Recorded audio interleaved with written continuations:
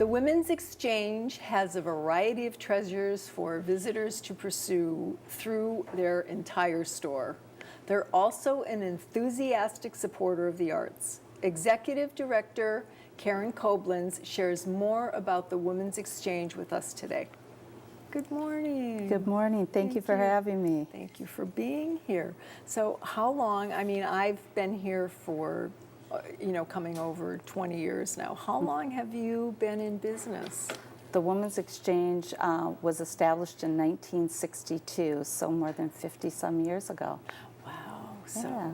it started off a lot smaller. Has it always been in the same location? No, I think this is the 4th location. It started out quite small and over the years just grew. Okay. And I understand that it's a green business? Everything about the Exchange is green. Okay. And The color, everything, I mean? Nah, No. not the color, but just about everything else. All of the merchandise that we sell through the Exchange is used. And when you take into consideration how much inventory we sell a year, it really mounts up. We sell about 12,000 items a month at the Exchange, so that really does keep your landfills free from debris. Wow. We also use newspapers that have been discarded, and we use that to wrap our goods. And we don't even have hot water in the buildings. So we really do our best to minimize expense, but also to keep our environment clean. Wow. How do you manage to get all of those things and move them through? You must have a lot of help. Yes, we do. We couldn't do it without our volunteers. We simply couldn't. I mean, it's when you are selling 12,000 items a month, that's a lot to price, and you have to price them individually.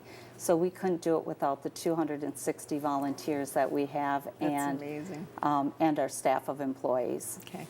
So I'd like to know what sets the Women's Exchange apart from other consignment stores that are in the area?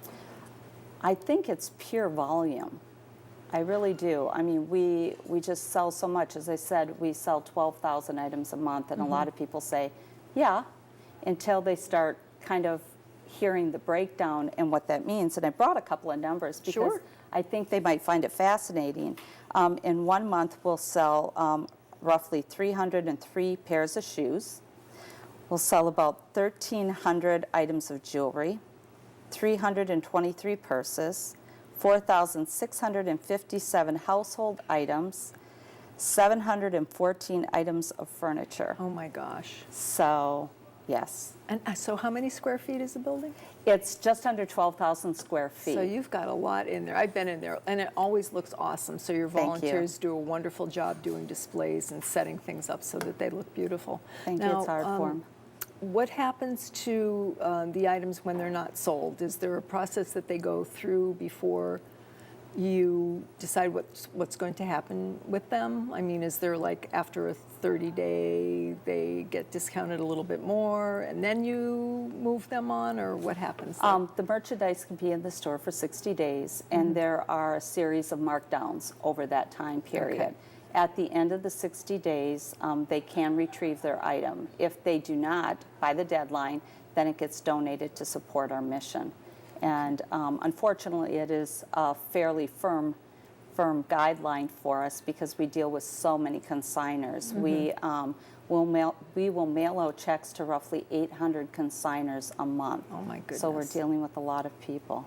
So you have hundreds of consigners then, I would imagine, with all of those. Almost definitely. Okay. Now the money, they can either take the money, or if they choose to, they can donate it. Is that true? No, no, actually it's not. We are primarily a consignment store, whereas I know a lot of other nonprofits, they receive a lot of donated items. The majority of ours is consigned. We pay our consigners 65%, which is one of the highest consignment rates in town. And we can do it because we have volunteers. Okay. So that is a real plus. Right. But they can choose to take that money if they decide to and donate that to a charity. Would that be through you? They could do that if they want. Okay. We don't have that happen a lot, but it would be great if they did. Okay. Now, I know you get involved a lot in community outreach and grants and scholarships. Yes. our mission is kind of multifaceted. I mean, our primary goal is to raise money to support the arts of our community. And this past year, we just gave away $300,000. Thank you. Wow. And that went to, let me see, 28 different art organizations, but we also gave 30 scholarships away to young students pursuing a higher education in the arts. So That's awesome. nice. Thank you. What a Thank wonderful you. job you do. thank you. Well, Yes. in addition to that, the other thing a lot of people don't know about the exchange is that a lot of the items that possibly don't sell, they'll be donated to other local nonprofits so that they can use it to help better and serve their mission. Great.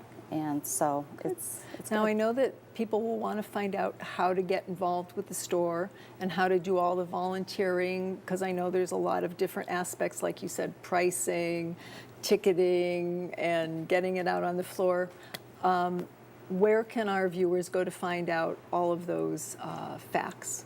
All they have to do is stop by the Women's Exchange or call, and they would ask to speak with Dan Hoffman. He's our volunteer coordinator. Okay. And he'll find something for them to do. And we do need help, especially right now. Great. Okay. And quickly, your website. It's www.sarasotawex.com. Great. Thank you so much for being here this morning.